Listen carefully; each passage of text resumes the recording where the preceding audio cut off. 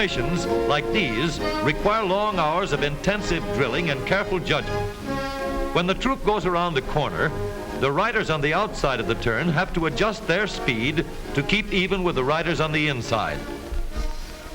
The man on the outside has to ride a lot farther and a lot faster in order to keep up with the parade.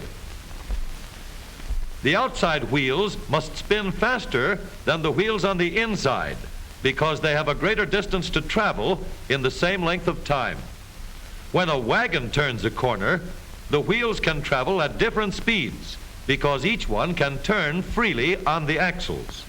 And in the early automobiles, the rear wheels turned separately and only one wheel was connected to the engine.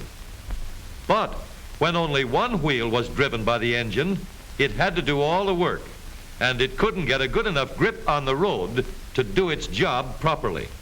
So the one-wheel drive was soon out of date. But if two wheels are locked on an axle so that they are not free to turn separately, one or the other has to slide.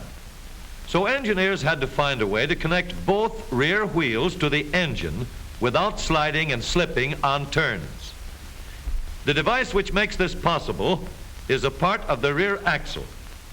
It is called the differential because it can drive the rear wheels at different speeds.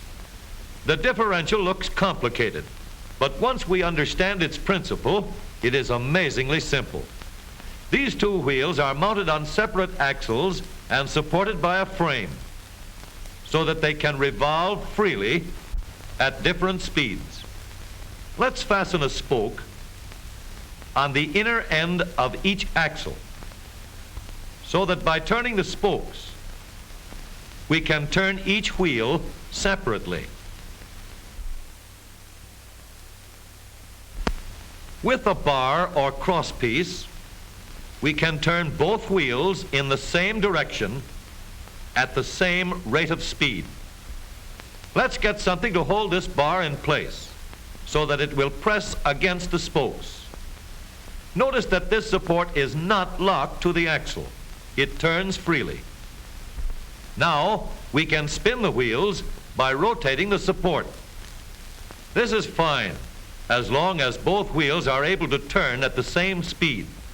But let's see what happens when we go around the corner. With this arrangement, we cannot drive one wheel faster than the other. And if we stop one wheel, the other wheel won't budge.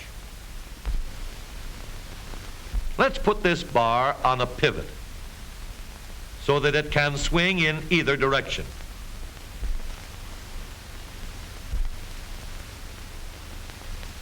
Now, the bar can still turn both wheels at the same speed. And because it pivots, it lets one wheel turn even when the other is stopped. But if turned too far, the bar will swing around until it won't drive the spokes that turn either wheel. We need another crossbar and more spokes to carry on the job. When we stop one wheel, the crossbars will continue to push the spokes of the free wheel around. As long as both wheels are free to turn, the bars do not swing on their pivot and the wheels move at the same speed. Now we have the working principles of a differential. To adapt the model for use in an automobile, we will have to make a few changes. In order to reduce the jerky action caused by wide spaces between the spokes, we will put in more spokes. Further filling in the spaces between the spokes gives steadier, more continuous action, and changing the shape gives firm, constant contact. Now we can make the gears thicker and stronger, and we have differential gears. The edges are cut so that they will fit together more smoothly and silently, and another gear is added to share the work of driving the axles. The principle is the same. In order to turn the support and drive the wheels, we can fasten a large gear here, connected by a smaller gear to a source of power.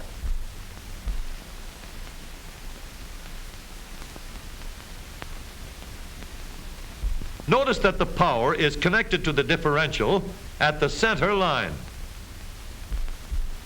We can make our model more compact by moving the gears closer together. When we put our differential in an automobile, we have to leave room for the drive shaft, which carries the power from the engine. We may build the floor of the car above the drive shaft. But if we do, we won't have much room inside unless we make the top of the car high too. Of course, we could lower the floor and ceiling, but the drive shaft would be higher than the floor.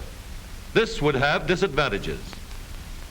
A shaft in the middle of the floor of an automobile would be inconvenient for passengers and would be awkward for carrying luggage. Today, engineers have found a way to make the car roomier and closer to the road without a clumsy shaft above the floor. The drive shaft from the engine to the differential is lowered out of the way, and the drive shaft is connected to the rear axle at the bottom. The new low center drive makes the rear axle quieter, stronger, and more durable because it gives better, smoother contact between the gears. The automobile of today with the low center drive is stronger and more rugged.